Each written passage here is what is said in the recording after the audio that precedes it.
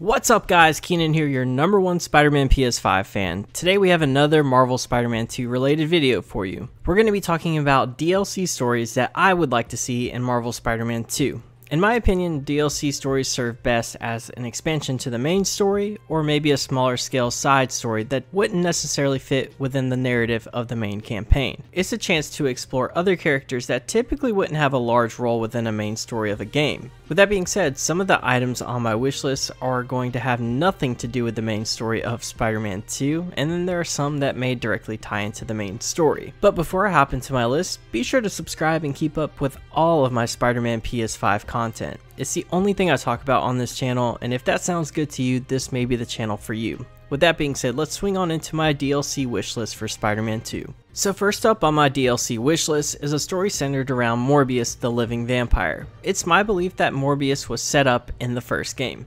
I'm sure that all of the hardcore Spider-Man fans know this already, but for those who don't know, Morgan Michaels is the alias name of Michael Morbius. He is one of the scientists who helped develop Devil's Breath. According to the files in Norman Osborn's apartment, Michaels was actually the family doctor for decades for the Osborns, and he was responsible for prescribing experimental treatments for Emily Osborn back in 1997. So just to throw a theory out there, what if Michaels, or Morbius, became infected or transformed into the living vampire by working on some of these dangerous experimental cures? It's just a theory, but I thought I'd throw it out there. But regardless, however it's done, I think that Morbius is the perfect character to base a DL story off of. It would actually be pretty cool if the story was done from kind of like a detective perspective. You'd have Spider-Man trying to solve this mystery of what creature is going around and sucking the blood of people. He could go around trying to pick up and gather clues for this mystery until he meets Morbius. I don't know, I just feel like Morbius is a perfect character to build a DLC story off of, just because he isn't a big enough character to dedicate an entire story off of.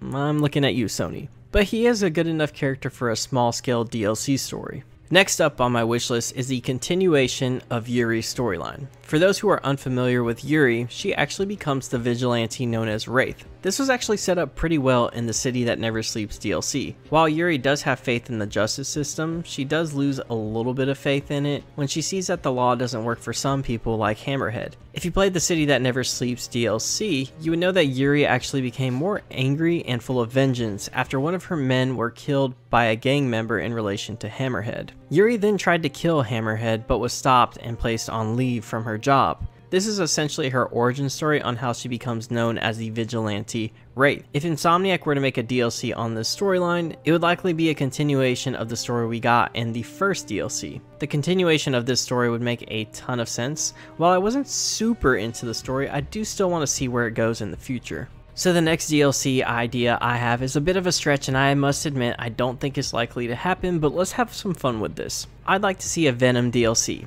Now hear me out. I know that Venom is already in the game and he's probably going to be one of the major players in this game. I'm saying that I want to see a DLC where Venom is playable. I know it's highly unlikely, but there have been rumors out there that Insomniac has plans to develop a solo Venom game.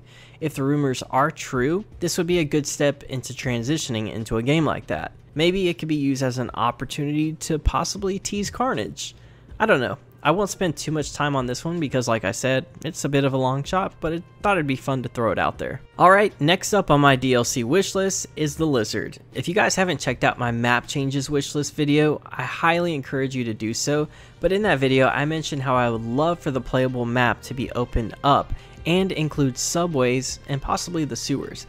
If the underground of Manhattan ends up being included in the playable map, then I think it'd be a perfect opportunity to include the Lizard. In this universe, Spider-Man seemingly has a history already with the Lizard, but I personally would love to explore that myself. Don't get me wrong, I love that Insomniac decided to go with an older Spider-Man and hint at Spider-Man's history with other villains, but I'd love to have those villains revisited for my own sake. Getting to do a DLC story that takes place below Manhattan would be a breath of fresh air. I'd love to just have a DLC focused around the Lizard.